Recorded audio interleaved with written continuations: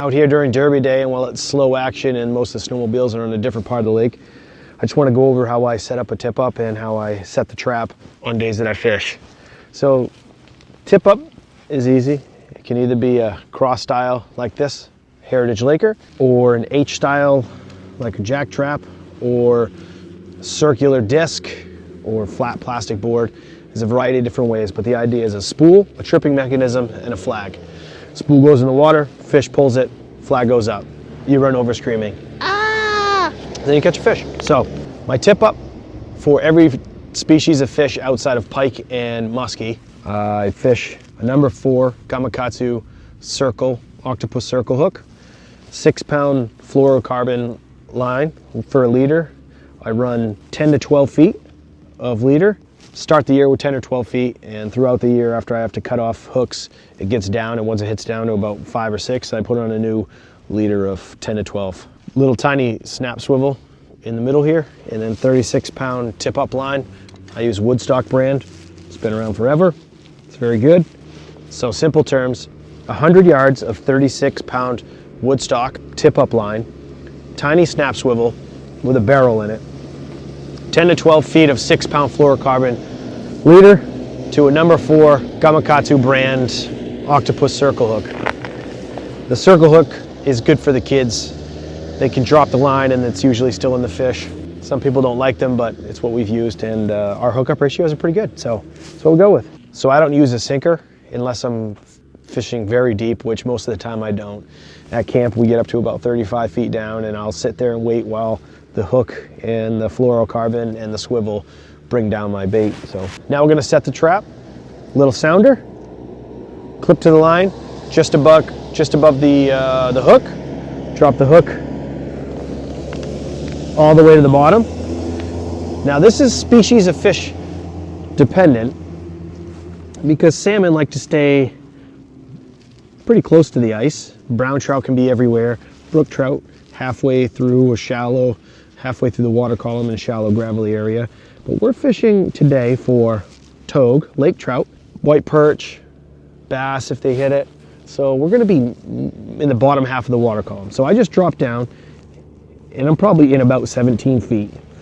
I feel the line when I'm on the bottom, when the sounder's on the bottom, I feel the line, how there's a little weight there.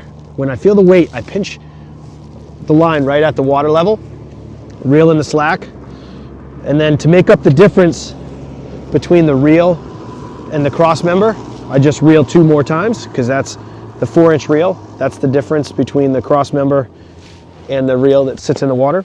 So now I'm at water level, and I like to just go maybe 4 to 6 wraps off of bottom. I'll hold the line there, set my flag with the tripping mechanism.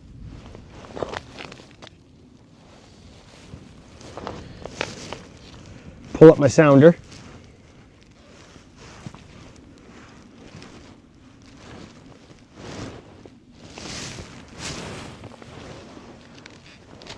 Take my lucky little bait right in front of the dorsal fin, about 1/8 of an inch in. Hook your fish. Now with no weight on the line, sometimes a minnow will try to make it to the top. He'll eventually give up, kind of swim sideways and go drift on down to the bottom. Before he comes back to life there, he'll start swimming again. But drop the line. Now the leader, when it's long, the fluorocarbon will sink, but it's a pretty slow process. I like the more free movement of the bait without the sinker. So for me, it's worth the effort to wait as it drops.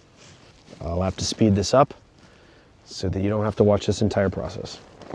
Once I get past the leader and the sinker's in the water with the tip up line, then I can pretty much just drop it. It goes quick.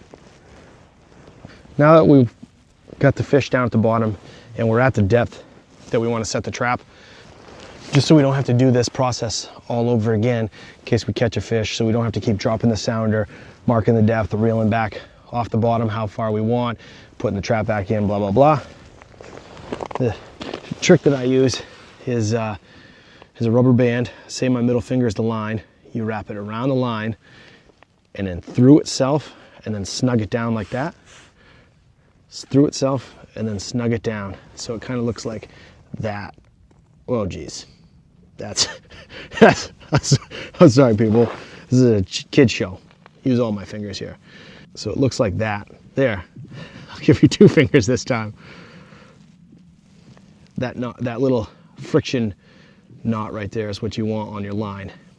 On the leader it doesn't work so well, but when you're on the tip-up line, so when you're deeper than the 12 feet, you can just wrap around the line and the friction holds really well. Very easy. And then when you pick up at the end of the day, you just rip off the rubber band and put it in your pocket. So we have the depth marked.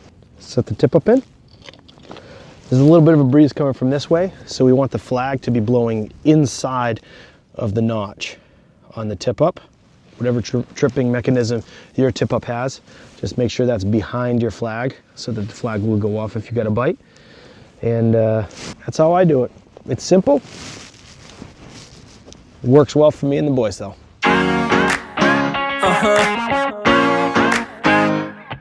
Yeah.